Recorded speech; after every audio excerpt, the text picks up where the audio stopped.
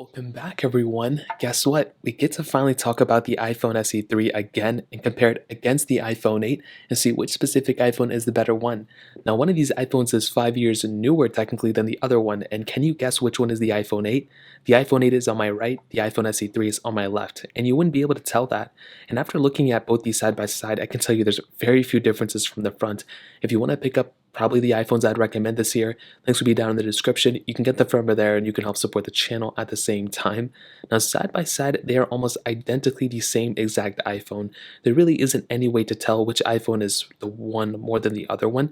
Really, the only way you can tell is if you have like certain colors of the iPhone SE 3 that didn't get released with the iPhone 8. I think that's the only way you can tell, but also there's a way on the back that I'll give you in a second. Now, on the front of the iPhone 8, we do have a 4.7-inch panel, and it's a very good looking panel. I love something like the iPhone 8. In 2017, this was a good one. Unfortunately, there's a lot of bezel around the panel. And that's the thing that kind of throws people off. The panel itself isn't bad. It's just the bezel around it makes it look extremely dated. And the home button, for better or for worse, is a little bit outdated now. People love Touch ID. I love Touch ID a lot too. But, unfortunately, it is a little bit of a dated design. So that's one thing to keep in mind. On something like the iPhone SE 3, we still have the same exact panel, a 4.7-inch panel as well, and it's a good panel like I mentioned with the iPhone 8, but a lot of bezel, and for this phone to be a brand new 2022 device, it is a little bit of a different device. I think we all would kind of agree with that, so that kind of covers it on the front. In terms of thickness and thickness, they are almost exactly the same thing. Apparently the iPhone SE 3 does have a little bit of a bigger battery, which is cool to see, but the buttons are almost in the exact same placement as well, and they look almost exactly the same thing. And on the back, this is where you can actually tell which iPhone is which. On the iPhone 8, as you can see, the Apple logo is on the top portion right there with the iPhone emblem right in the bottom half. With the iPhone SE 3 that's on the left, you can see that the emblem or the Apple logo is right in the center. And that's how you can tell if there's an iPhone 8 or if there's an iPhone SE 3 or iPhone SE 2. The SE 2 has the same exact design as this, but if it's an iPhone 8, this is what it looks like. So please try not to get ripped off. But both of them have glass backs which feel great, single camera setups on the top left as well, and definitely they both kind of are almost exactly the same phone. Now, a big thing to keep in mind and one of the main advantages of the iPhone SE 3 is software updates. With the iPhone 8, unfortunately, it's not going to last as long as the iPhone SE 3. This was one of the last iPhones to have a home button for quite a bit of time until the SE 2 came out. So this thing is still going to be supported with software for the next, I would say, 2 years. I would say it's probably going to end off around iOS 17, so 17, you still have, a couple years probably, and maybe a security update here and there for a year or two. But with the iPhone SE 3, this device is almost like a brand new iPhone. It is a brand new iPhone. It has the same chipset as the iPhone 13. So I'm imagining this iPhone to last pretty much as long as it. I don't see any reason why this iPhone wouldn't last as long as something like an iPhone 13 in my opinion. So you still have a long lasting phone here. It's not going to be outdated tomorrow or anything. And as I mentioned, this is a really big feature with something like the iPhone SE 3. It's a long lasting phone that's going to be here forever for quite a few years now. So if you're trying to get the phone that's going to last the longest amount of time, this is probably the better way to go on the iPhone SE 3. But like I mentioned, the iPhone 8 is still going to be here for a couple of years as well. So that covers it up there. Now let's go and do a speed comparison between both these phones. The iPhone 8 has that Apple A11 Bionic chip inside of it with 2 gigabytes of RAM.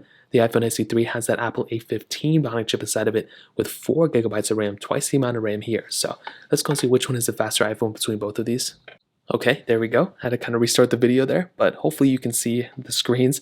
The iPhone SE 3 is on the left, the iPhone 8 is on the right. So let's get into it. All the apps are cleared out in the background as you guys can see. So let's get into it. Phone calls 3, 2, 1. And the iPhone SE 3 definitely already starting off pretty fast. Music 3, 2, 1. And you can see iPhone SE 3 again was the faster one to load into it, but we're on different panels here, so it's a little bit of a different story here. Let's go get into their app stores 3, 2, 1. And you can see the iPhone SE 3 definitely much faster than the iPhone 8. So starting to see some really big differences here, and this is the generation I figured we would see the most differences. With something like the iPhone SE 3 to the iPhone 8, pretty big difference in terms of performance already. Mail 3, 2, 1. SE 3 is faster. iPhone 8 a little bit behind. We will test some third-party apps in a second. Let's do camera 3, 2, 1. And I definitely do think that the iPhone SE 3 is a little bit faster. Let's go and take a photo 3, 2, 1. And I did notice that the camera emblem right here is a little bit thicker than the iPhone SE 3. That's very funny. Let's go and get into FaceTime. Let's do photos 3, 2, 1. SE 3 again is the faster one. iPhone 8 a little bit behind. Hopping out of here, let's go and get Apple TV 3, 2, 1. SE3 was faster by a little bit, not a crazy big difference there. Let's get into settings, 3, 2, 1, and SE3 was faster. Now I want to go and click the home button at the same time, and you can tell for yourself which one is the faster one. 3, 2, 1. They both kind of clicked out at the same time. Let me go and try a different app. 3, 2, 1.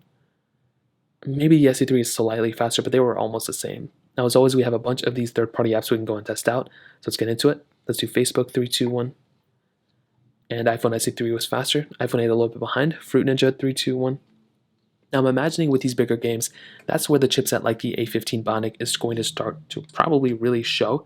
This is a really fast chipset, and as you can see, it's already loaded into the game pretty much. The iPhone 8, a little bit behind, but again, nothing super crazy. This is kind of what we expect. Stack, 3, 2, 1. And the iPhone SE3 loaded into that ad. The iPhone 8, a little bit behind, nothing crazy here. Thank you, 3, 2, 1. And we're fully loaded on the iPhone SE3. The iPhone 8 took a lot more time than expected. So we're starting to see some really big differences like I mentioned before. Let's do Snake versus Blocks, 3, 2, 1.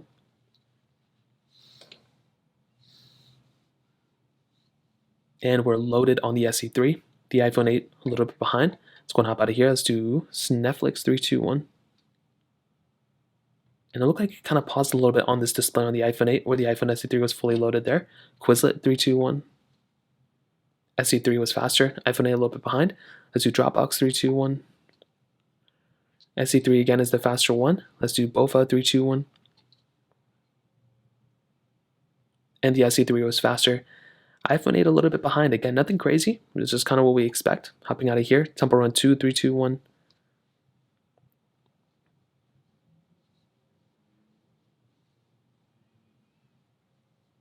And you can see the iPhone SE3 is much faster than the iPhone 8. This is really where you're going to start seeing some pretty big differences. I did take a look at the iPhone SE3 and I did compare it against some other iPhones earlier yesterday, and I wasn't seeing like crazy big differences between them, but here I'm seeing some pretty big ones for sure. Hopping out of this one, we'll end it off with Snapchat 321, but SE3 is going to load into it faster. So when it comes down to these two iPhones, the iPhone SE3 is definitely the faster one, and this is where you're going to start seeing some pretty big differences. If you're going from an iPhone SE3 to an iPhone 8, or from an iPhone 8 to an iPhone SE3, you're going to be seeing some really big differences. The RAM seems to be kind of the same on both, but I have only tested two apps, so definitely you're getting a much better performing phone from the iPhone SE3 than an iPhone 8. Now let's go and hit on the cameras. Now in the back of the iPhone 8, you have a 12 megapixel wide-angle lens, and you pretty much have the same exact setup on the iPhone SE3. This is probably the least biggest difference when it comes down to both these phones. With the iPhone 8, you do have 4K at 60 capability on the back, you have 1080p capability on the front, and that's really pretty much it. I mean, there's not really a crazy amount of capability here. I mean, you still have things like video mode. The quality of this single lens is actually still really good. I still think this is a really good camera lens, and I don't really have too much to complain about here. Now with something like the iPhone SE3, this is pretty much more or less the same. There's really not going to be a crazy big difference. The photo is going to look better, the videos are going to look better because of that newer, image signal processing from the, specific lens or whatever. You do have the same video resolutions you can film in though on the iPhone 8, which really isn't like super crazy anymore. You do have portrait mode, which is nice, which I kind of like a lot. I use portrait mode all the time, but it's not a crazy big difference compared to the iPhone 8. You have the same amount of lenses and the same video resolutions too, so not a crazy big difference in my opinion. And to be completely honest, that kind of puts us in an interesting position. I think the iPhone SE3 is actually a really decent upgrade coming from the iPhone 8. For $429, forgetting the price tag for a second, going from an iPhone 8 to an SE3, you're getting a much faster phone, you're getting a longer lasting phone, battery life maybe a little bit better on this iPhone, but you're really kind of getting more or less the same. I think going from an iPhone 8 to an SE3, if you have an 8, go to the SE3, that's like a kind of a decent upgrade. But I do think if you have an iPhone 8 and if you're willing to go buy a used iPhone or whatever, you can probably get a really good iPhone with something like an iPhone 11, iPhone 12, something along those lines. Like, I hate to say it, but even though this one is super fast and it has the latest chipset and all those things, you may have a better, situation if you get an iPhone 10R or iPhone 11. Save some money getting the 10R. That has a better design than this thing, better battery life. And even though it's the fastest thing in the world, this one, I would still probably prefer an iPhone 11, which is only $70 more than this thing in the brand new market. So that's kind of how I feel about both these iPhones, but that's a quick comparison between them. If you guys have any other questions or anything like that, let me know in the comment section below. Hit the like button, that means so much, but definitely hit that subscribe button. More importantly than everything else, I love every single one of you guys. Hopefully I'll catch you guys in the next video. Peace out till then.